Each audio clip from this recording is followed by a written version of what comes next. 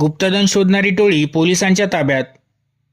उमरखेड तालुक्यातील ढाणकी शहरात मागील काही दिवसांपासून गुप्तधन काढण्याचे प्रमाण वाढले होते.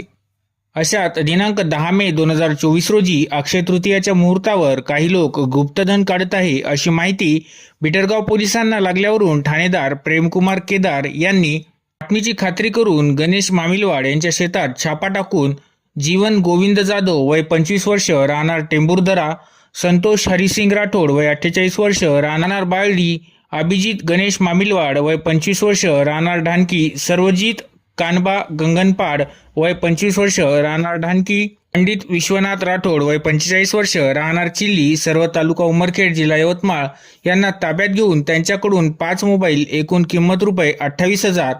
3 मोटरसायकल किंमत 1,20,000 रुपये, डीप सर्च मेटल डिटेक्टर किंमत 60,000 रुपये व एक थापीच्या आकाराचा चाकू किंमत 500 रुपये असा एकूण 2,08,500 रुपयांचा मुद्देमाल जप्त करण्यात आला. दत्ता कुसराम यांचे फिर्यादवरून वरील आरोपीविरुद्ध अपराध नंबर 184/24 कलम 3233 महाराष्ट्र नरबळी आणि इतर अमानुष अनिष्ट व अघोरी प्रथा व जादूटोना यांना प्रतिबंध करण्याबाबत व त्यांचे समूळ उच्चाटन करण्याबाबत अधिनियम 2013 प्रमाणे गुन्हा नोंद करण्यात आला. सदरची कारवाई माननीय पोलीस अधीक्षक साहेब यवतमाळ, अप्पर पोलीस अधीक्षक यवतमाळ, माननीय उपविभागीय पोलीस अधिकारी उमरखेड यांच्या मार्गदर्शनात ठाणेदार Premkumar Kedar, police head constable Ravi गीते,